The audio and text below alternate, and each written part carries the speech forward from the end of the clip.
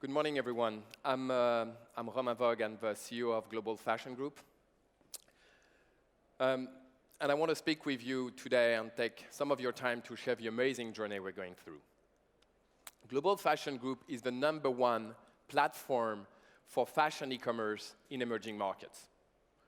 We are right now the leaders, and this is a journey that started 5 years ago. We built it in the different regions of the world, and we go into that in a detail, 6 different brands, which are right now highly recognized in each of the market for being the destination to buy fashion.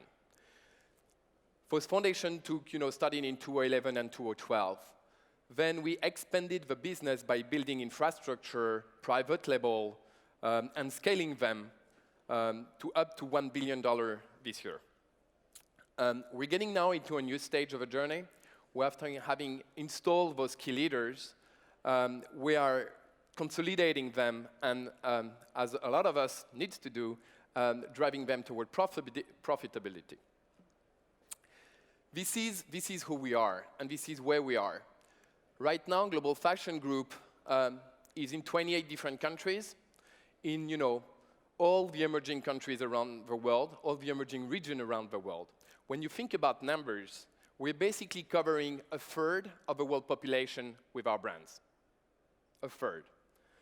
In terms of markets, we're addressing a $300 billion market. Numbers, these are our H1 revenues. It's obviously half of a year. If we were to project ourselves, we will break the bar of as I've just said, we'll break the bar of $1 billion of revenue this year with a growth which will be north of 50% plus. So we are past the stage of being a startup. We're in the stage of being a big, scalable, and profitable group. The amazing thing about being in emerging market is this is really day one. When you look and compare the emerging market we are positioned into versus the US or the EU, not only the market is way bigger, but the penetration of fashion e-commerce is really at its infancy. And the growth rate, obviously, is close to more than double the one you will see in those markets. As everybody knows, this kind of tailwind is an amazing opportunity. More than that, when you look at the structure of distribution in those markets, those are markets where the offline distribution network is very limited. If you're lucky, you're in a big city, and you have access to some brands. If you're unlucky, there is not even a shop. The second thing is online competition is also at its infancy. It's very limited, except now in India, where everybody knows the competition is toughening it up.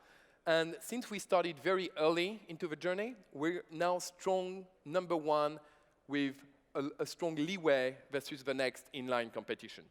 India being the only country where you start to see interesting things happening.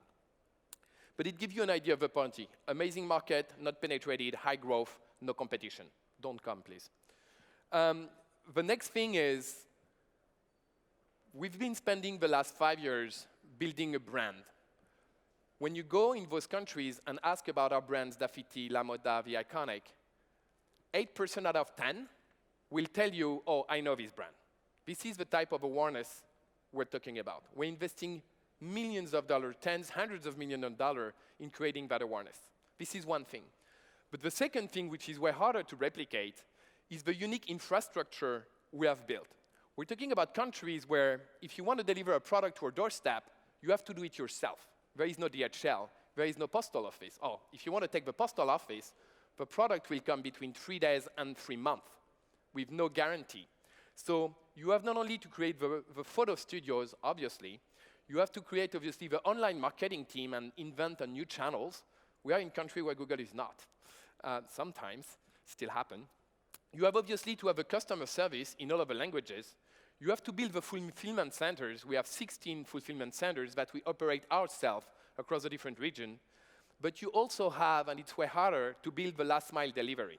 We're talking about more than close to 1,000 vehicles that goes every day to deliver, in a 24 or a little bit more time frame, customer at their doorstep. And finally, a very important thing, which is a very strong barrier to entry from our point of view, is this is not a country where people have credit cards. This is a country where people deal with cash, which is another reason why it's very important to own the last mile delivery, because cash collection becomes critical to success. All of this we've built patiently over the last 5 years. And this is an amazing barrier to entry for others. But this is not enough. You need to build on top of that a relationship with brands. We have relationship with more than 3,000 brands across the globe, including the one we all wear today, the Nikes, the Adidas, the New Balance, but also agreement with some international recognized brands which see through us an opportunity to enter in those markets, namely Topshop, Topman that we know here in UK, which through GFG and Global Fashion Group and its different brands can access a market where they don't necessarily have a physical presence. All of that is possible because for 5 years we've been recruiting, training, and teaching 9,500 people on the ground. Infrastructure is one thing, brand awareness is one thing, brand acquisition is one thing. You need the people on the ground because it's very hard to operate this kind of business and stick to customer needs remotely from UK or wherever. So we have people on the ground, obviously. This is also, as you might expect, countries where mobile is critical. We're at the cutting edge of innovation of mobile. We're actually having 10 million more downloads to date, and we keep on innovating. You really need to adapt yourself in emerging countries, different bandwidth, different mobile capabilities. Bringing all those brands together create a unique opportunity to drive a lot of synergies. I'm going to go quickly, but everybody knows here that if you want to win, you need to be innovative in the tech space. This is an opportunity to bring together all of our engineers to deliver a better value for the company. This is also the opportunity to go and talk to brands and give them access to 28 emerging countries in one go. I'm not going to go through all. One other, maybe, private label. If you want to create a private label, which we have started doing with some good successes in Southeast Asia, you need scale. This is providing us with scale. And obviously, the one which is critical is marketplace. I told you we're the #1 platform. It's not only us buying and selling. We welcome all designers and sellers to come and sell on our platform to our customers if their product is relevant for our offering. Bringing all these companies together gives us a unique opportunity to succeed here and keep on accelerating. I want to share where we are at in terms of fundraising, valuation, and investor base. So far, we've raised $1 billion. We are very well capitalized. And the valuation is around 3.1, reflecting the huge potential and amazing track record that has been delivered by Global Fashion Group so far. Some of the names you will recognize here. I think Oliver was speaking to NOAH earlier, I think yesterday or something like that. We have a mix of different investors, one of them and the largest now being Kinetic, which is a very long-term investors. We are in a business where we need to grow scale and that in a profitable way, and this sometimes can take a bit more time. We are very lucky to have very engaged and very well-funded investors to do so. You want to learn more about us? Check us in the press. You will hear more and more about Global Fashion Group in the coming months and years. Thank you all, and have a great day.